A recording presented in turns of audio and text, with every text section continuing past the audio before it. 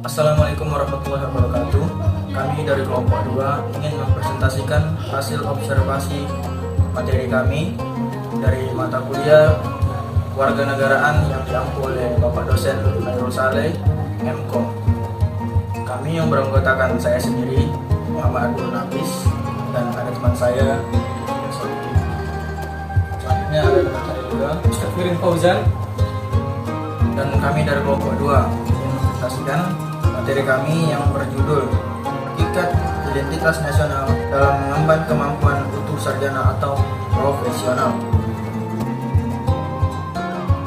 Pertama ada latar belakang membahas tentang konsep dan urgensi identitas nasional, alasan mengapa diperlukan identitas nasional, sumber historis, sosiologis, dan politik tentang identitas nasional, argumen tentang dinamika tantangan identitas nasional, esensi dan urgensi pendidikan identitas nasional untuk masa depan, dan rangkuman hakikat dan pentingnya identitas nasional.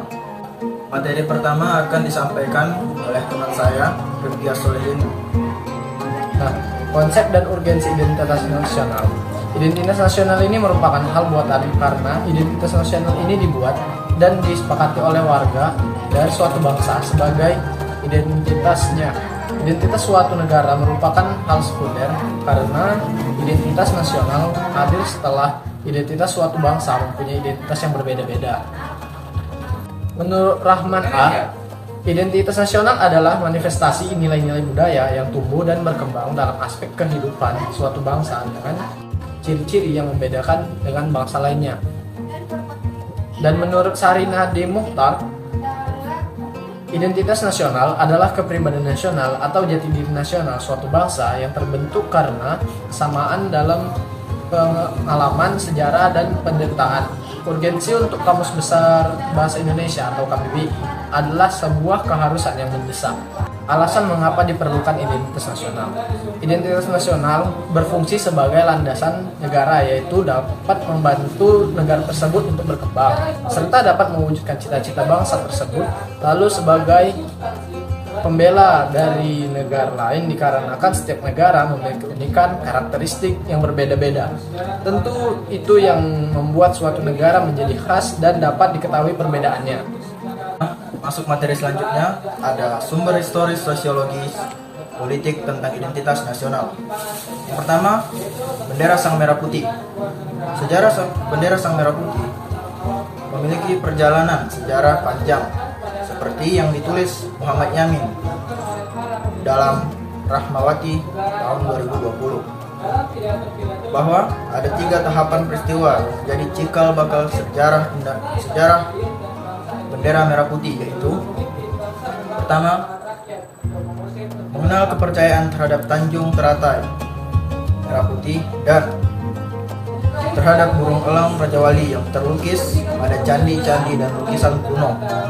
Kedua, pada tahap permulaan dilakukannya penghormatan pada bendera. Dan ketiga, terdapat catatan penggunaan Sang Merah Putih yang sebagai perumpamaan kekuasaan dimiliki Raja Purnawarman pada abad ke-5. Penggunaan Sang Merah Putih diyakini memiliki makna melindungi rakyat di bawahnya. Bahasa negara bahasa Indonesia. Bahasa Indonesia yang kini kita gunakan sebagai bahasa resmi di negara kita berasal dari bahasa Melayu pada tanggal 28 Oktober 1928. Bahasa Indonesia resmi menjadi bahasa persatuan atau bahasa nasional. Yang ketiga, lambang negara Garuda Pancasila. Lambang Garuda Pancasila merupakan lambang negara yang begitu lengkap. Ini terdiri dari kumpulan lambang-lambang yang masing-masing memiliki arti dan maksud baik, tersurat maupun yang tersirat. Keempat, lagu kebangsaan Indonesia Raya. Dikutip dari Badan Pembina Ideologi Pancasila atau BPIP, sejarah lagu Indonesia Raya mulanya muncul dari perkiraan para pejuang bangsa, salah satunya Ki Hajar Dewantara pada 1918. Lirik lagu Indonesia Raya asli berjudul 3 stanza dengan arasmen yang sama, tetap liriknya berbeda-beda di masing-masing stanza. Yang kelima ada semboyan negara Bhinneka Tunggal Ika. Istilah Bhinneka Tunggal Ika diambil dari kitab Tasoma karangan U Tantular yang dikarang pada abad ke-14. Semboyan Bhinneka Tunggal Ika berasal dari bahasa Jawa kuno dengan menggunakan aksara Bali.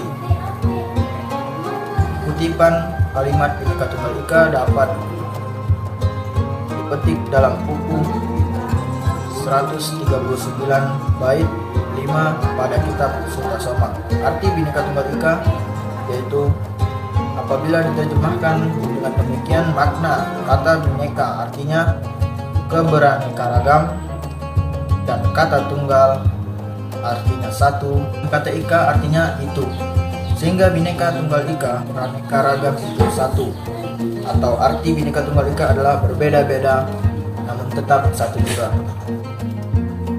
Yang keenam, dasar falsafah negara Pancasila. Konsep dasar dan peran Pancasila. Pancasila terbentuk Negara Kesatuan Republik Indonesia yang diperkenalkan pada tanggal 1 Juni 1945 oleh Insinyur Soekarno. Pancasila merupakan rumusan pada pedoman kehidupan bangsa dan bernegara bagi seluruh rakyat Indonesia. Selanjutnya, membangun argumen tentang dinamika dan tantangan identitas nasional Indonesia. 1. Argumen tentang dinamika Pancasila. Pancasila sebagai dasar negara lahir dan berkembang melalui suatu proses yang cukup panjang. Pada mulanya, adat istiadat dan agama menjadi kekuatan yang membentuk adanya pandangan hidup. Setelah Soekarno menggali kembali nilai-nilai luhur budaya Indonesia pada 1 Juni 1945, barulah Pancasila disuarakan menjadi dasar negara yang diresmikan pada 18 Agustus 1945 dengan dimasukkannya sila-sila Pancasila dalam pembukaan Undang-Undang Dasar Negara Republik Indonesia tahun 1945 dengan bersumber budaya, adat, agama sebagai tonggaknya. Nilai-nilai Pancasila diyakini kebenarannya dan senantiasa melekat dalam kehidupan berbangsa negara Indonesia. Yang kedua, argumen tentang tantangan terhadap Pancasila. Pada era globalisasi dewasa ini, banyak hal yang akan merusak mental nilai moral Pancasila yang menjadikan kebangsaan bangsa negara Indonesia. Dengan demikian, Indonesia perlu waspada dan berupaya agar ketahanan mental ideologi bangsa Indonesia tidak tergerus. Nah, materi yang terakhir yaitu mendeskripsikan esensi dan urgensi identitas nasional Indonesia. A. Esensi Pancasila sebagai dasar negara. Sebagaimana dipahami bahwa Pancasila secara legal formal telah diterima dan ditetapkan menjadi dasar dan ideologi negara Indonesia sejak 18 Agustus 1945. B. Urgensi Pancasila sebagai dasar negara. Untuk memahami urgensi Pancasila sebagai dasar negara, dapat menggunakan dua pendekatan yaitu institusional atau kelembagaan dan human resource atau personal sumber daya manusia. Nah, kita sampai di kesimpulan dan saran. Kesimpulan dari materi kami adalah identitas nasional adalah kepribadian nasional atau jati diri nasional yang dimiliki suatu bangsa yang membedakan bangsa satu dengan bangsa yang lainnya. Identitas nasional dalam konteks bangsa cenderung mengacu pada kebudayaan, adat istiadat, serta karakter khas suatu negara. Sedangkan identitas nasional dalam konteks negara tercermin dalam simbol-simbol kenegaraan seperti Pancasila. Nah, begitulah hasil observasi dan presentasi kami yang singkat. Kurang lebih kami mohon maaf.